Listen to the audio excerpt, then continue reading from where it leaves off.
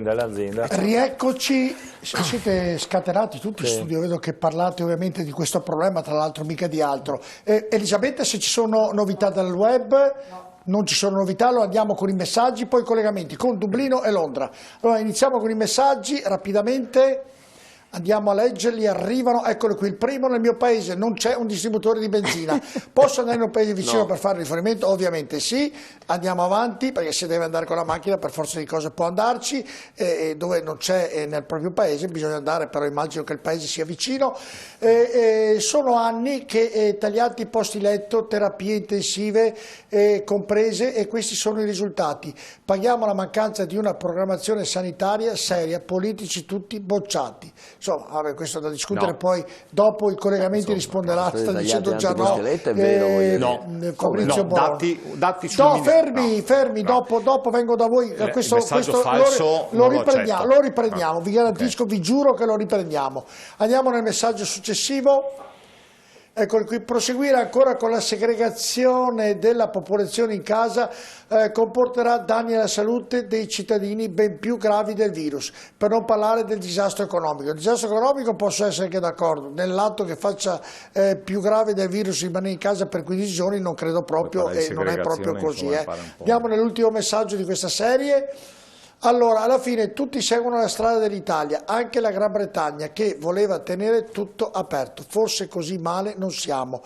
Bene, allora proprio in virtù di questo messaggio, coincidenza vuole, che abbiamo collegato da Dublino la signorina Cecilia Ferrara, mentre da Londra abbiamo Alessandro Fusco. Li abbiamo tutti e due collegati, li ringrazio entrambi di aver atteso. Allora inizio con Cecilia per sapere com'è la situazione a Dublino. Cecilia. Ecco, se me la date, regia, perché ovviamente abbiamo i collegamenti e siamo in rigorosa diretta, e quindi posso... Eccolo lì la Cecilia. Vai pure, Cecilia. Ciao. Per fortuna non siamo messi così male ancora. Ecco, cioè cosa vorrebbe dire? Le scuole sono aperte, la gente... No, non so, come prima loro hanno preso iniziativa quasi subito, hanno ancora sui 1000 casi e solo 6 morti, vabbè, solo mai, però fin dall'inizio hanno chiuso le scuole, hanno cominciato a dire di stare distanti, di stare attenti, di non aggregarsi e cose simili, quindi insomma la gente ha un po' capito fin dall'inizio la serietà. Purtroppo ancora direi il 50% non ce la fa, e per questo motivo finiremo anche noi in zona rossa, diciamo, completa. Ecco, ma Cecilia, vi hanno fornito di mascherine, vi hanno dato delle direttive, dei modi di comportamento lì a Dublino? Stare a 2 metri di distanza l'uno dall'altro, non toccarsi, abbracciarsi, insomma rispettarsi, gli anziani, stare in casa, principalmente stare in casa se si può. Però i parchi sono aperti, insomma, i negozi hanno chiuso quasi tutti, più per decisione personale del negozio individuale, cioè i pub, i ristoranti hanno dovuto chiudere perché la gente ci andava lo stesso. Le palestre, le scuole ovviamente, università e tutto hanno chiuso perché il governo ha deciso, e poi i negozi e cose varie stanno chiudendo un po' alla volta e rimangono aperti principalmente supermercati e farmacie e qualche indipendente che, ecco, insomma... Cecilia, tu al mattino vai a lavoro, quando vai a lavoro usi mezzi pubblici? Se sì, e come sono intasati, c'è molta gente, siete tutti vicini, com'è? Non vado a lavoro in mezzi pubblici, cammino, ma i mezzi sono vuoti, hanno praticamente dimezzato gli autobus, i tram e i treni, perché la gente non li prende. Ho visto delle foto, video di Londra dove la gente deve andare a lavoro e si attaccano tutti. Da domani ovviamente no, perché li hanno messi in lockdown. Ma no, qui no, la gente se deve prendere mezzi pubblici e cose si mette la mascherina e i guanti, però non è indicato, non è che devono. Certo, Cecilia, e l'Italia è stato un esempio di questo coronavirus per voi lì di Dublino?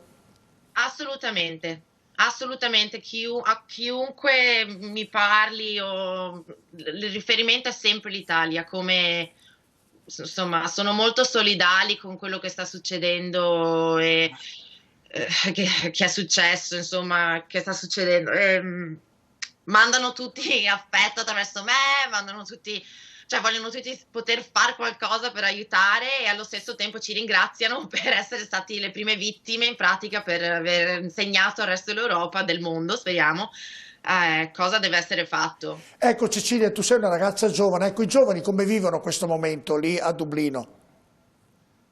Anche qui 50-50, 50% ha capito ed è molto solidale in confronto dei vicini, degli anziani, di chi è bisognoso e tanti ancora purtroppo se ne inficchiano un po', fanno i corona party e vedono questa cosa un po' come una scusa per sì, non andare al lavoro e insomma passarsi via lo stesso, cioè non posso andare al pub, ma allora ci troviamo a casa mia a bere, cioè supermercati c'è la carta igienica senza problemi, ma non ci sono alcolici.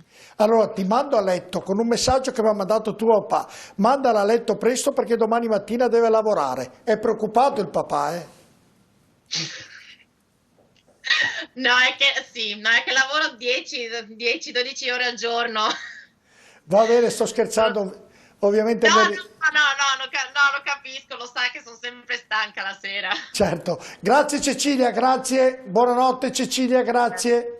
Poi. E andiamo allora da Alessandro Fusco invece che si trova a Londra, e lì la situazione è un attimino un po' più preoccupante, mi sembra di capire, per quanto riguarda Berlino. Adesso tra poco avremo anche i video, eccolo qui. Com'è la situazione a Londra, Alessandro? Buonasera. Beh, da questa sera finalmente ci sono delle buone notizie, perché insomma anche il fatto che abbiano deciso finalmente di chiudere la città vuol dire che finalmente iniziano a fare qualcosa, ecco. Non ho capito cosa hanno fatto in città? Hanno fatto il lockdown della città di Londra, quindi la città da stasera è chiusa e quindi non si dovrebbe più andare a lavoro. Ah, quindi è proprio chiusa anche Londra da questa sera, ci dai una notizia in Sì. anteprima praticamente. E quindi da domani sono chiuse tutte le attività. Sì, a parte le attività necessarie, però il resto delle attività sì, sono state chiuse, quindi finalmente hanno iniziato a fare qualcosa, appunto. I servizi pubblici, la metro, mi hanno detto che è un po' ridotta. La Tube funziona ancora. L'hanno chiusa tutta? No, funziona ancora, i mezzi pubblici vanno ancora. Nell'ultima settimana TfL, quindi il servizio pubblico dei treni di Londra, aveva semplicemente chiuso 40 stazioni della Tube, ma capite, 40 stazioni della Tube equivale a niente, ecco. Certo. 40 stazioni della Tube a Londra equivale a 3 stazioni del tram di Padova. Senti Alessandro, vivendo a Londra, l'hanno preso un po' sotto gamba all'inizio? Ancora la stanno prendendo sotto gamba. Il fatto che finalmente il primo ministro ha deciso di fare qualcosa non vuol dire che la stiano prendendo in maniera seria. E cosa dovrebbero fare più di quello che sta facendo oggi? L'hanno chiusa, quindi secondo te cosa dovrebbero fare, Alessandro? Ma il discorso è abbastanza semplice. Non penso che l'Italia, la Spagna, la Francia o la Germania siano diverse dall'Inghilterra. Non capisco il motivo per cui appunto questi paesi si siano chiusi o abbiano cercato di chiudere tutto 2 o 3 settimane fa, se non l'Italia l'ultima settimana di febbraio, mentre qui siamo ormai alla fine di marzo e vengono presi soltanto adesso questi provvedimenti. Se vi ricordate, 2 settimane fa, se non sbaglio, il primo ministro appunto inglese aveva detto che cercava o voleva far sì che il 60% della popolazione si ammalasse. E 60% della popolazione, Londra sono 10 milioni, vuol dire che 600.000 persone per lui si dovevano ammalare. Questo non mi sembra la maniera di creare o fare qualcosa in maniera da contenere il virus, ma anzi voleva che si diffondesse. Ecco, tu lavori a Londra? Alessandro, tu lavori, cosa fai a Londra?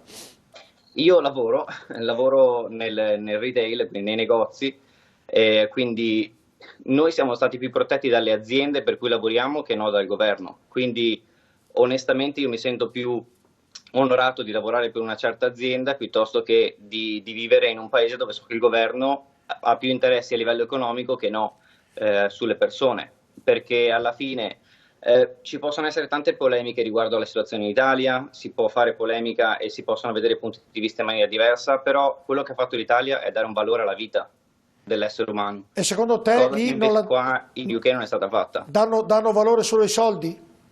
Sì, ovvio.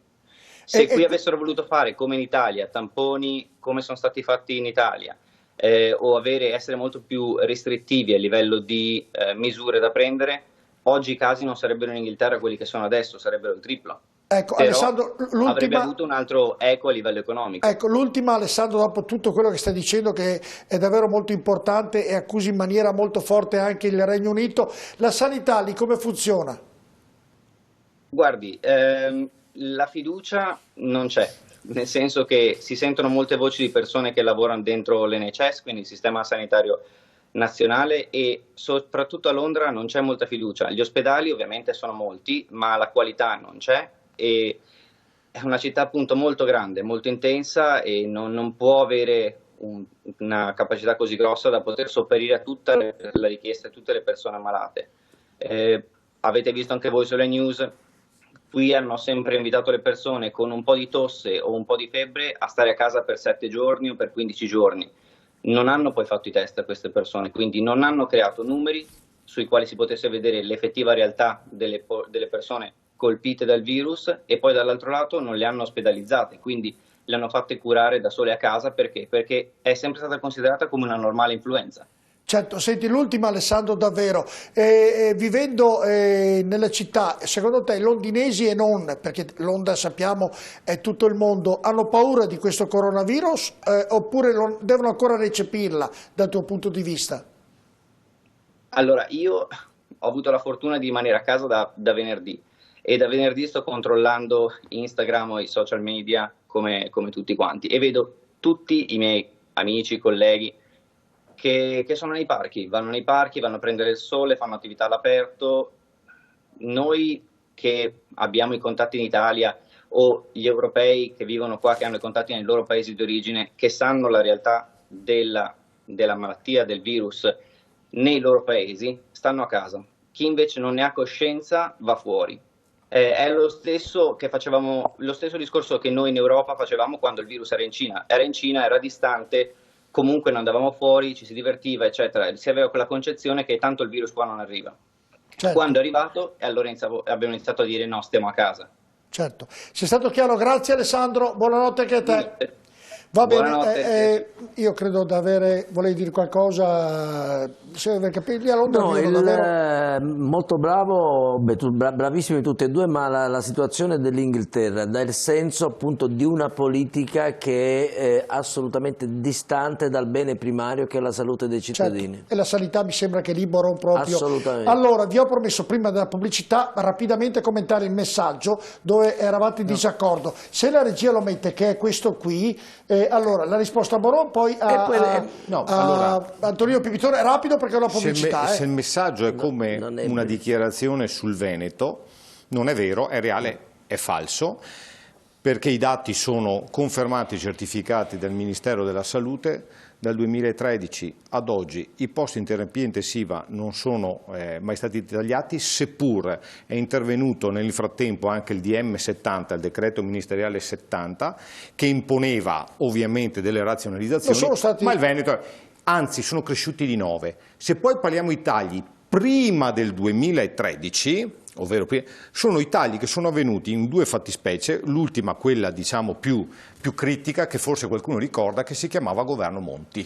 Perfetto, d'accordo? Assolutamente no, nel senso che è vero che non sono state tagliate negli ultimi anni, sono state tagliate prima, governo sempre Lega e Forza Italia. Voglio solo ricordare che qualche anno fa, prima del 2013, l'azienda ospedaliera di Padova e di Verona avevano 78 letti di rianimazione, tutti e due, adesso ne hanno 40, pare che no, ne hanno 60, se vuoi ti dico anche il posto, 60. No, anzi scusate, Flor prima è intervenuto e ha dato il dato esatto, no, 90. No, potete mandare la registrazione. Allora, Flor ha detto che loro hanno 40 posti, adesso li hanno aumentati a 90. Ha detto che comunque ha detto che oggi ci sono 46 persone. Scusate, ha detto che ci sono 46 persone in rianimazione, terapia intensiva per CODV, no? Possono arrivare a 64 perché hanno calcolato l'emergenza fino a 64, ma i posti totali di disponibilità di terapia intensiva in azienda ospedaliera sono 90. Perfetto. Volevo però dirvi a tutti che la sanità... Verifichiamo cosa ha detto fuori, perché non è così. Se volete vi tiro fuori anche le schede ospedaliere. Però volevo dire una cosa. Non è quello il problema, non è questa la polemica. La sanità negli ultimi anni... Siccome le schede ospedaliere le abbiamo fatte noi qualche mese fa. Volevo dire solo, la sanità negli ultimi anni per problemi economici ha avuto ma hanno tagliato tantissimo, hanno tagliato le parti, hanno accorpamenti, hanno pure tagliato il Sant'Antonio, ma di cosa parliamo? Ma di cosa parliamo? Pipitone, posso finire? Ma avete svenduto il Sant'Antonio, ma vergognatevi almeno. Posso finire ancora molte cose? No, però posso dire, quando un medico si permette di dire abbiamo tagliato il Sant'Antonio di fronte alla cittadinanza, dicendo una bugia, perché il Sant'Antonio sanno tutti, voglio dire... Io invito al dottor Pipitone domani mattina ad andare al Sant'Antonio, chiedere una visita o farsi ricovare in pronto, dopo diciamo e vediamo se è chiuso. Sa qual è il problema? Perché dopo di fronte a una polemica brutale, io ritengo così, mi viene da dire solo una cosa.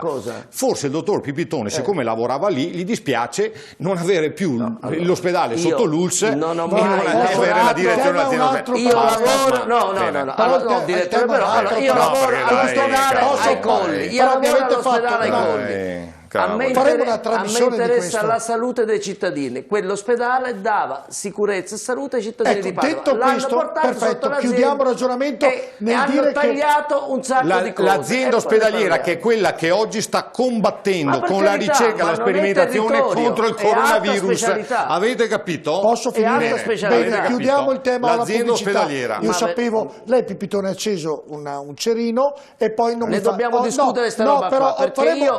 Fermo un attimo, faremo una trasmissione o altre cose a far vedere per quanto riguarda la tematica che è più importante della polemica in questo momento. C'è una cosa che io oggi c'è bisogno di stare insieme. E allora stiamo insieme, no, Pipitone? Però su sta roba qua, che lui dica che io critico l'azienda ospedaliera, poi un giorno si verificherà. Io invece una cosa sono nel male da cittadino che ha avuto necessità dell'ospedale per molto tempo, che nonostante i tagli che sono stati fatti in questi anni da molti, a chi l'ha fatto non lo so, per risparmiare soldi, per andare a risanare un bilancio, oggi dopo quello che è successo ritorneranno a rivedere i medici. Ecco, almeno questo fermo un attimo di positivo ci sarà. Vediamo le cose positive.